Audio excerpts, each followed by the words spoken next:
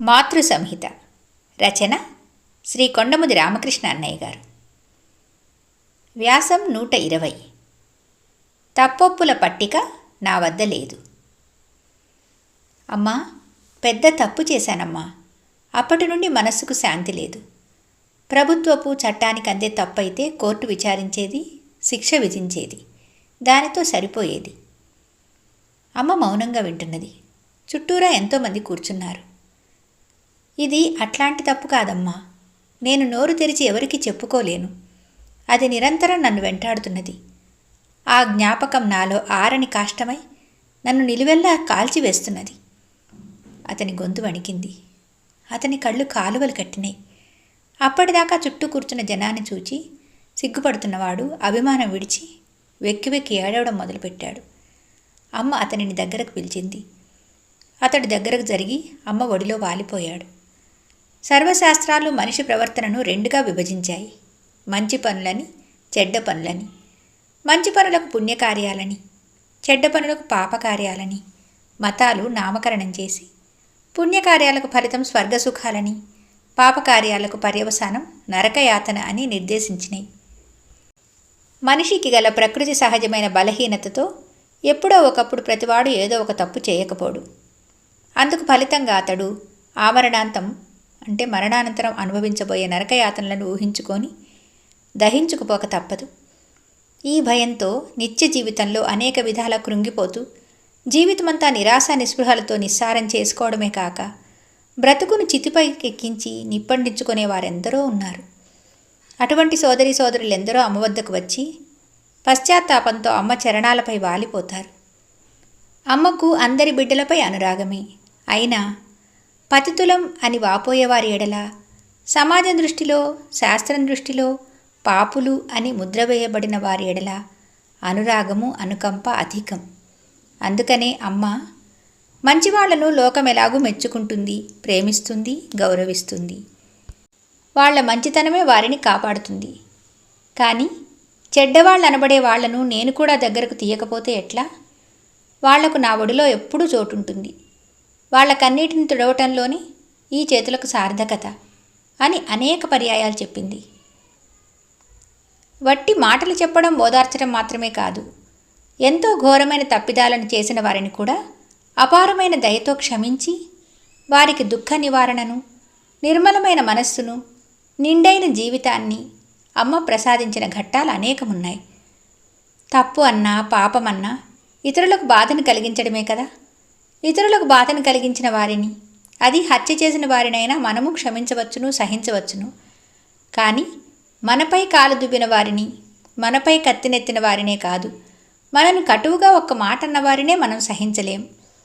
అమ్మ తనను హింసించిన వారిని, తనకు ద్రోహం చేసిన వారిని కూడా నిరవధిక ప్రేమతో, కరుణతో క్షమించిన సంఘటనలు మనం కళ్ళారా చూసినప్పుడు ఆ అసాధారణ మనస్తత్వానికి విభ్రాంతులం కావడమే కాదు, ఆ అత్యున్నతమైన వ్యక్తిత్వానికి వినమ్రులమై అంజలి ఘటిస్తాం. అమ్మ యవ్వనంలో అమ్మ స్త్రీత్వాన్నే మలినపరచడానికి ఉద్యమించిన కీచకుడొకడు ఇటీవల అమ్మ పాదాలను ఆశ్రయించాడు. అమ్మ అతన్ని ఆప్తుని వలె దగ్గరకు తీసుకొని అతని కన్నీళ్లు తుడిచి, అతనికి పసిబిడ్డకు వలె నోట్లో అన్నం పెట్టి, బంధువుకు వలె నూతన వస్త్రాలను బహూకరించింది. మారణాయుధాలతో తన ఇంటిపై దాడి చేసి, ఎందరిపైననో హత్యా ప్రయత్నం చేసి గాయపరిచి, ఇంట్లోని సొమ్మునంతను అపహరించి, ఆకాశచుంబితమైన తన కీర్తి పతాకను భూపతనం చేయటానికి కక్షతో పూనుకున్న దుండగులను పోలీసులు పట్టుకుని తన ఎదుటకు తీసుకువస్తే ఇతరులైతే సామాన్యంగా ఏం చేస్తారు? వారిపై ప్రతీకారం తీర్చుకుంటారు, లేకపోతే తీర్చుకోవటానికి ప్రయత్నిస్తారు. కానీ అమ్మ ఏం చేసింది? ముందుగా వాడికి కాఫీ ఇవ్వండి, కడుపు నిండా అన్నం పెట్టండి అని ఆదేశించింది. తనపై కత్తి దూసిన వాడిని కూడా వాడు నా బిడ్డే అని అమ్మ మాత్రమే అనగలుగుతుంది. అందుకే అమ్మ అందరికీ అమ్మ అయింది. ఆ అమ్మ తల్లికి తప్పే కనిపించదు అని ఉద్ఘాటించింది. అమ్మ దృష్టిలో మనిషి ఏ పని చేసినా అందుకు మూలం అతనిలోని ప్రేరణ మాత్రమే. ఆ ప్రేరణ విధి చోదితం కనుక మనిషి చర్యలకు మనిషి బాధ్యుడు కాడు. మంచి చేసినా చెడ్డ చేసినా మనిషి కర్త కాదు. అతనికి కర్తృత్వం లేదు. అతనికి ప్రేరణ ఇచ్చిన దైవమే కర్త. కనుక మనిషి మంచి పని చేస్తే అతడిని పొగడనవసరం లేదు, చెడ్డ పని చేస్తే తెగడనవసరం లేదు. నా దృష్టిలో పాపపుణ్యాలనేవే లేవు.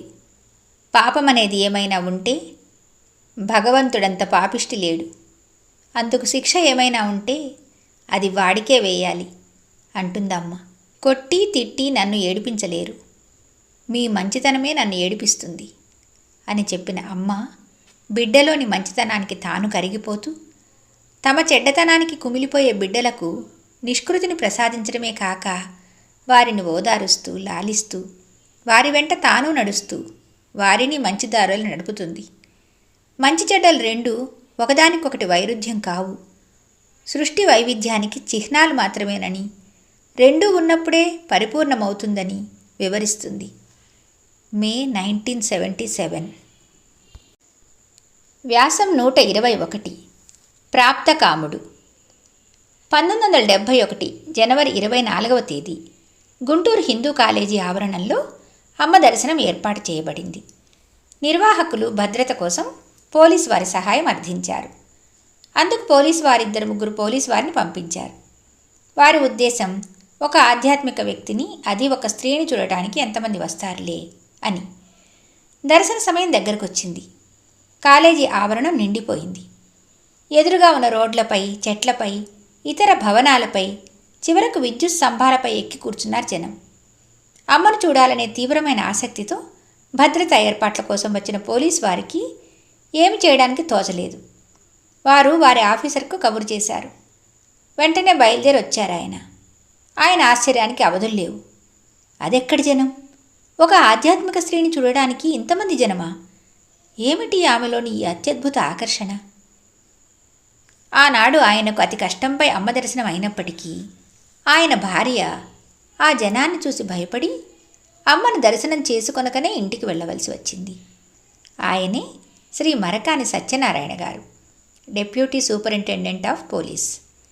ఆ డిపార్ట్మెంట్లో ఎంతో సమర్థంగా ఉద్యోగం చేసి అందరి ప్రశంసకు పాత్రమైనారు. నిజాయితీకి, ధైర్యానికి మారుపేరుగా మెలిగిన వ్యక్తి. తరువాత ఆ దంపతులు జిల్లెళ్ళముడి వచ్చారు. అమ్మను చూచి మాట్లాడి అమ్మ ప్రేమామృతాన్ని రుచి చూశారు. ప్రథమ దర్శనంలోనే అమ్మపై అకుంఠితమైన విశ్వాసం ఏర్పడింది. అందువల్లనే అమ్మ పాదాలు పట్టుకుని, నేను సిన్నర్నమ్మా, నన్ను దైవం కూడా క్షాళన చేయలేడు అని అమితంగా దుఃఖించారు. అమ్మ ఆయనను తన చల్లని ఒడిలోకి తీసుకొని అనేక విధాలా ఓదార్చింది. ఒక రోజున ఆయనకు ఒక చిత్రమైన కల వచ్చిందట. అది ఆయన కందుకూరులో ఉద్యోగం చేసే కాలం. ఒక నేరస్తుణ్ణి ఆయన చిత్రహింస పెడుతున్నాడు. సరిగ్గా ఆ సమయంలో అమ్మ ఆ దారిన వచ్చి అక్కడ ఉన్న అందరినీ ఎంతో లాలనగా, ప్రేమగా పలకరిస్తున్నది. కానీ తన వంక తల ఎత్తి అయినా చూడలేదు. అది ఆయనకు ఎంతో అవమానకరమైనదట, బాధను కలిగించినదట. ఇది కేవలం కలే. కానీ కల చెరిగిన తర్వాత కూడా ఆయనకు ఆ బాధ తొలగలేదు. వెంటనే అమ్మకు ఉత్తరం రాసుకున్నారు, తనను క్షమించమని. అదే ఆయన జీవితంలో ఒక ముఖ్యమైన పరిణామాన్ని తీసుకొచ్చింది. ఆ తర్వాత ఆయన ఎప్పుడూ ఎటువంటి దోషిని కూడా హింసించలేదట. ఇతరులను ఏమాత్రం బాధించినా తను సహించలేరని అమ్మ ఆ విధంగా తనకు పాఠం చెప్పిందని ఆయన నమ్మకం. ఇటీవల ఆయన ఉద్యోగ విరమణ చేసిన తర్వాత జిల్లెళ్ళమూడిలో అమ్మ సన్నిధిన స్థిర నివాసం ఏర్పరచుకోవాలని ఆశించారు. కానీ ఆయన అనారోగ్యం కారణంగానూ, కుటుంబ పరిస్థితుల కారణంగానూ అది జరగలేదు. ఇటీవల అమ్మను చూసిన ప్రతిసారి నాకు టిక్కెట్ ఇప్పించమ్మా అని వేడుకోవటమే కాక అమ్మకు సన్నిహితులందరినీ అమ్మకు చెప్పి నాకు టిక్కెట్ ఇప్పించరా అని ప్రాధేయపడేవారు. కాలస్వరూపిణి అయిన అమ్మ ఆయన వేడుకోలను కరుణతో విన్నది. 60 సంవత్సరాలైనా నిండకుండానే జీవితాన్ని పరిపూర్ణంగా అనుభవించి మే 25న విశాఖపట్నంలో ఆయన కన్నుమూశారు. అమ్మపై అచంచలమైన విశ్వాసం కల వారి కుటుంబ సభ్యులందరికీ మరింత ధైర్యాన్ని, స్థైర్యాన్ని ప్రసాదించాలని అమ్మను అర్థిస్తున్నాము. జూన్ 1977.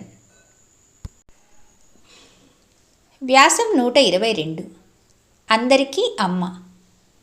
అమ్మా, మీ కోడలను తీసుకువచ్చానమ్మా, చూడు, నీకు నచ్చిందా అని అడిగాడు మురళి అమ్మకు నమస్కారం చేస్తూ. ఈ నెల 6వ తేదీన. మురళి ఎంతో కాలం నుంచి అమ్మ వద్దకు వస్తున్న భక్తుడు.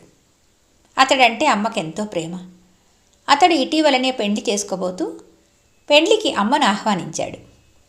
పెండ్లికి రావడం తనకు సంతోషమేనని చెబుతూ రాలేని తన అనారోగ్య స్థితిని వ్యక్తం చేస్తూ పెండ్లి చేసుకుని వధూవరులిద్దరూ జిల్లెళ్ళ ముడి వచ్చి కనిపించి వెళితే తనకు ఆనందంగా ఉంటుందని సూచించింది అమ్మ.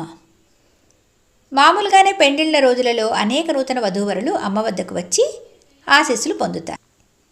కొందరు పెండ్లికి ముందు వచ్చి అమ్మకు పూజ చేసుకుని అమ్మ చేత పెండ్లి కూతురును పెండ్లి కొడుకును చేయించుకుంటారు.